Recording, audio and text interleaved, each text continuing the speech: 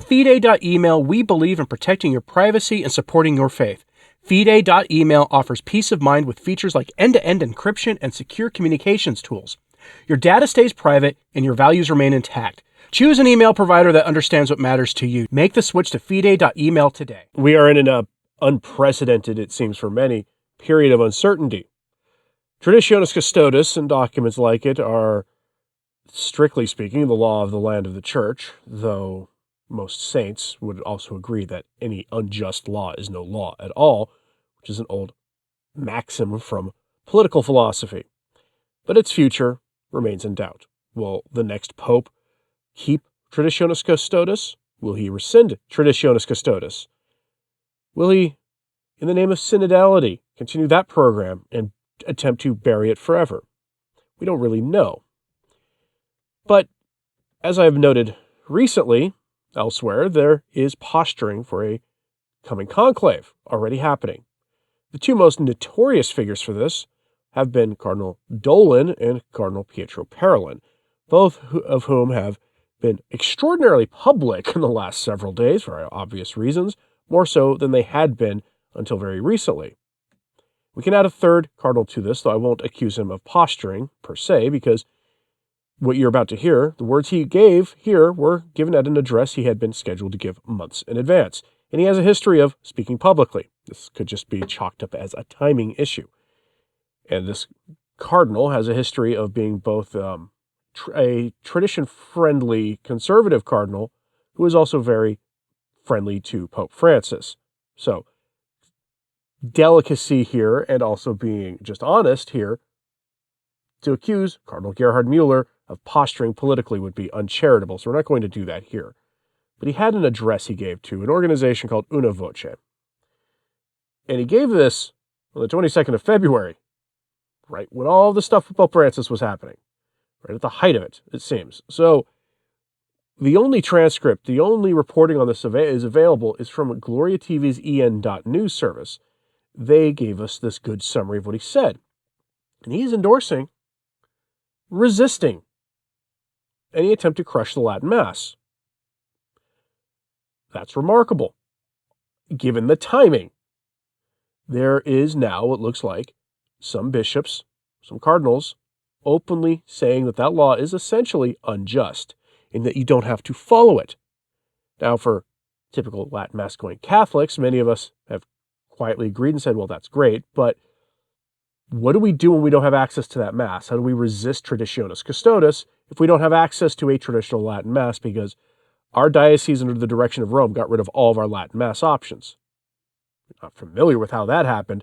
It seems that a lot of dioceses, especially in the United States or in England or in France, would get a new bishop who would arrive in a place, see that there were a lot of Latin Mass offerings, that Traditionis Custodes had not been implemented yet or barely implemented, and so he would write to the Dicastery for the Doctrine of the Faith or to the Dicastery for the Liturgy and ask for guidance on how to implement the liturgy, meaning the liturgical changes, meaning banning the Latin Mass. And without fail, they would always get a response from Rome saying to ban it completely, even though that's not what Traditionis Custodes says to do. So a lot of people are in this situation. And if you are in that situation, how do you resist Traditionis Custodes except by driving to the next diocese over and hoping that you have access to a traditional Mass? But Cardinal Muller offers this under this headline from en.news service at Gloria TV. Cardinal Muller, bishops should enable sacraments, not suppress the Roman rite. Bishops, you are free to resist, he says. For the laity, it's not so clear-cut. There are a lot of bishops who implemented Traditionis Custodes because they were told to. They attempted to ignore it, and they got angry letters from Rome, angry, potentially threatening letters from Rome, and so they implemented it. Cardinal Muller here is telling them, go ahead and ignore those stupid, angry letters. Here's what the Cardinal has to say on this. Quote, the Church is, quote, not a barracks where military obedience is required. Cardinal Gerhard Muller told the local group of the Latin Mass organization Una Voce in Naples on February 22nd. In the Church, obedience must be understood in the spiritual dimension as obedience to Christ. In 2024, Cardinal Domenico Battaglia of Naples suppressed 3 diocesan masses of the Roman Rite that had existed for 20 years. 250 faithful signed a petition last fall to have them reinstated, but to no avail. On the sidelines of the conference, Cardinal Muller told ilroma.net that bishops should be more liberal regarding the Roman Rite. Their church is not in the business of, quote, suppressing the sacraments, but of opening them up to the faithful. He added that, quote, no novelty is possible without tradition. And, quote, celebrating and receiving the sacraments is more important than unifying the church's rites, which number more than 20. Cardinal Muller knows that the faithful of the Roman Rite, quote, do not express a distance or a separation from the church. The bishops should focus on people coming to church, not on the Novus Ordo as the only form of the Latin Rite. End quote. And that, ladies and gentlemen, is an incredible statement from Cardinal Gerhard Muller. But he's not wrong. In fact, I would even go so far as to dare to say that his statement is in keeping with the spirit of synodality. If you actually see what Pope Francis had said about synodality, and you then apply it logically, all this talk of journeying together, and dialogue, and listening, and accompaniment, and all the rest of that nonsense, what do you get when you apply that logically? You get a situation where the traditional Mass, the preconciliar form of the sacraments, should be unshackled, should be made available to any Catholic who wants them. Why? Because if it's all about journeying together and listening to each other's lived experiences and faith and all this other relativistic modernist nonsense, then at the very least, the form of the sacraments that we are all, to use their language, attached to, that we have a preference for, those are not the best way to describe the situation by any stretch of the imagination, that would be in keeping with synodality, to allow us to have those. But they can't, because the whole point has been to put a new religion into the church. And you can't have the old religion in the same space with the new. It's not a situation that can last very long. Coexistence is not possible in the same theological space. It just is not. And the modernists know that. That's why they were so violently enforcing Traditionis Custodes. Whenever given the opportunity to interfere in the internal workings of a diocese, Rome chose, without fail, to crush Latin Masses. Rarely, if ever, offering extensions when requested, or guidance on how to implement it that didn't turn it into just shut the whole thing down in every diocese possible. And here you have Cardinal Gerhard Muller telling bishops, access to the sacraments for people who want them, in whatever form they want them, that it's approved by the church is more important than the making sure everybody embraces the new Mass and the new forms of the sacraments. That's just true. And he invokes the Eastern rites.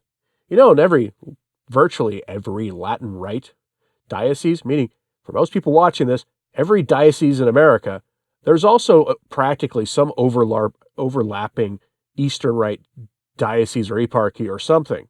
Meaning, in plain language, if you live in, say, Portland, Oregon, you have a couple of traditional Latin Mass offerings, scores of Novus Ordo Masses, but you also have access to a Maronite liturgy, which is Catholic. It's an Eastern liturgy, but it's a Catholic liturgy.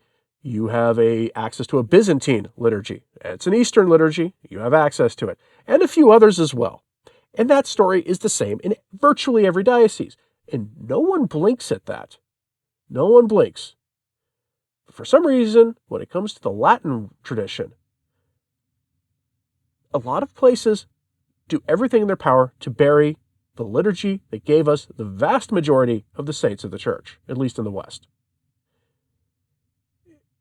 It stinks. The motivation behind that stinks, the suppression of it. So, what is Cardinal Gerhard Muller telling people? He's repeating what Benedict XVI basically said. That what previous generations found to be holy and good for the faith cannot suddenly be forbidden, to paraphrase Benedict XVI. And in this looms the context of a possible coming conclave. We know that there's one coming. Muller is considered papabile, meaning he could be chosen as pope. Now, when you look at observers who kind of rank order these figures, Cardinal Muller's name never ranks very high. I'm not saying he's going to be pope.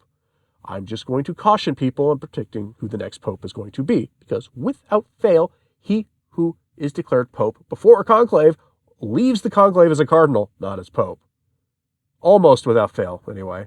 2005 is kind of the exception to that rule in modern times, but for the most part, people have done a spectacular job of failing to correctly predict who's going to become the next pope at any time there's been a conclave.